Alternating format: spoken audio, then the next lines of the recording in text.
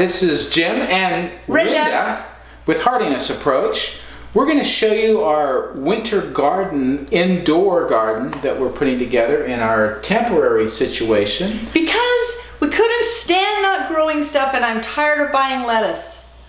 Because I have all this food in the freezer. No lettuce. No lettuce or spinach or herbs. Because I didn't dry my herbs. Ugh. So, here's our first thing that we've got. And I have in a notebook all of the things that are written across here. And what is the problem with what we've done? You know, what we've learned, and I don't know why we didn't realize this before we started, is that we did a variety of types here. Meaning some of the seeds come up in a few days and some in more days. And so what you're supposed to do is when they first emerge, you have them, they're in dark, and when they first start emerging, you see the green coming up, then you put them into the light. Well, we have some that aren't going to emerge for a while, and we have some that are getting tall and spindly real quick. And need the light. And they need the light. So what we've learned is when you're going to put things in a flat like this, they should all be coming up at the same time. So have like things. Like things. So what we've got here is a variety of lettuces going to some herbs, and then we have cabbage and spinach. And I just can't remember if we have, I think we have, these are spinach that aren't quite up yet. Right. These are all cabbage. Yep. Spinach is typically slower. And we've got some coming up. It's starting. Look at the dirt just piling up from Yeah, here. starts pushing it. Anyway, that's something we learned, to keep that in mind. So that's the first. I don't know why we didn't know that. I mean, we've started so many things. We do know that. But we were limited on space, and we just kind of set that aside and figured the world would be perfect. This is, remember the onion that I showed you the other day when we were making breakfast? Well, now we have a bunch of them, and we've got, look at these onions coming out of the top. So these are little onions that we had brought from our garden that are so tiny there's not a lot there to eat, and we figured, well, we could eat the tops a lot easier, so let's start growing them. So I'm going to go ahead and put that in. Now what you need to keep in mind here is the onions are down an inch or so, maybe up to 2 inches with their roots.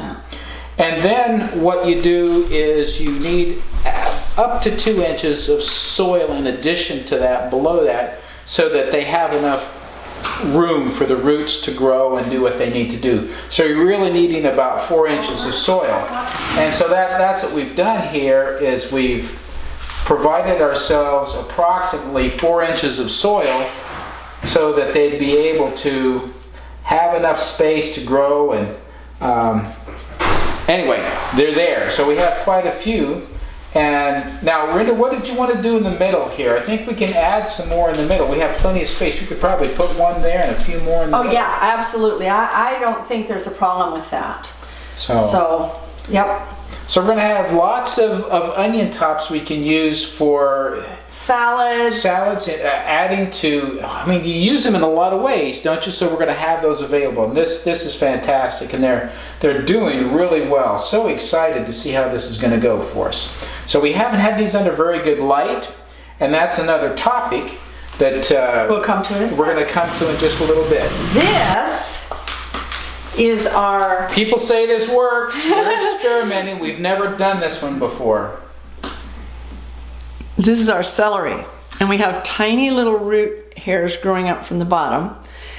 And out of the center, and Jim, if you look, we're going to spill the water. You can see that there's some tiny things. It's starting. And so your plant grows out of the center. We've had this going like 3 days now, right? Yep. So it's starting. To grow your celery. So we're going to grow celery. So this is our garden. We've got onions and celery and butterhead lettuce and well, the celery and onions are doing the starts here. And then we've got, and these are our seedlings. 3 different kinds of lettuce, and then thyme and oregano and cilantro, and I can't remember, and then cabbage. She's got it written down though. Yes. So now something before we get away from these that are getting their starting in the water is you need to change the water out each day. And we have, where we are, the water is very treated, so we filter it first, but then we are letting it set in a larger container, jar, so that everything gases off, so that we don't have as, the chemicals are pretty much used up. And they're not having as big effect on them. I mean, it's the best we can do, so it's what we're doing. Well water it would help them stay well. It would. And then this is another experiment we're going to do. Is what we're going to do. I know, we're in Pennsylvania, we're not in Florida, but we're going to try to grow a pineapple. And we're going to put it into a pot. We haven't got the pot yet because I don't want to, because it grows for a long period of time. And we can just take this with us wherever we go. Yes. So we'll show you how bright the light is. This is a new type of light. I'm going to hold that in. It's LED, and we're just going to put it underneath here. We're not going to attach it to their beautiful cupboard. We're going to have it propped up some way. You can see how bright that it is and how much these will thrive with the light. Now, for those of you who are boy, that's just wipe this out. For those of you who are not familiar with different types of lights and plants and their needs, and you think you need to have a very expensive light to grow these types of crops that are here, it's not, from all my reading, all my experience, it's not necessary to have special colored lights. You can go down to your local hardware store and it's an LED light. Now you can get fancy, you can get more expensive, but it's not necessary for growing the lettuces and the onions, the celery. These leafy kinds of plants don't require the special lighting. Now if you get into really exotic kinds of plants and you're trying to have fruits and so on and so forth, then you're going to have to do the different colors, the difference in the light spectrum that they need. But to get these going, from everything I've been told and what I've read and what I've experienced, it's not necessary. So it's an inexpensive thing that you can do. Now if you have a bright window, more power to you. This time of year, the temperature around the windows is kind of low here. So we're going to help them out. Plus we don't have good surfaces. This is really what we have. This is sustainable. And we're living in place. This is sustainably living in place. Yes, it is. It's using what you have to produce what you need.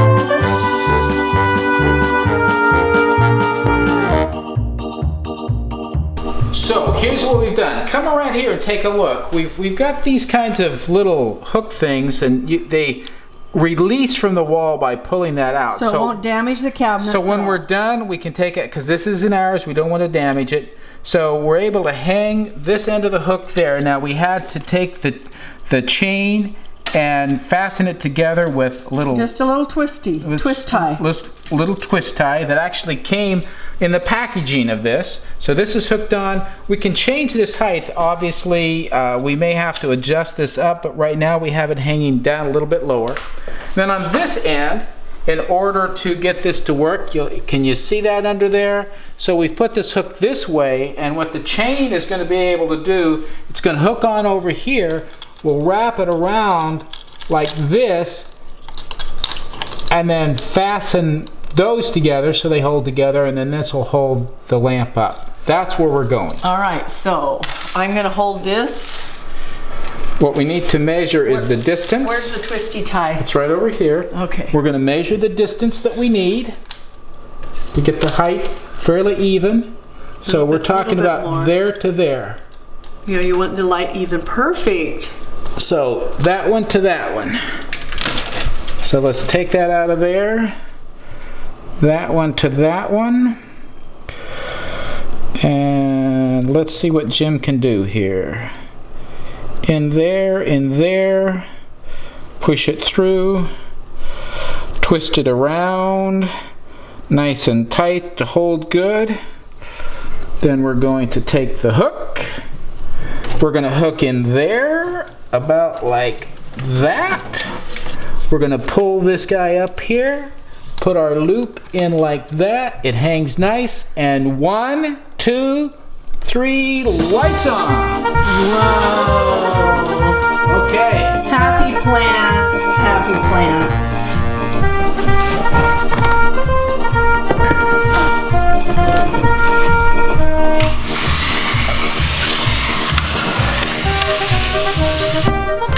You know what we can do is rotate these guys in and out during the day.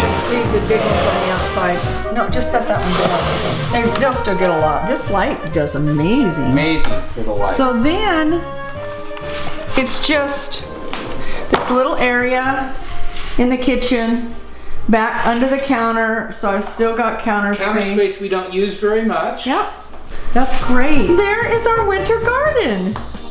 Put your little face down there and smile. I'm happy.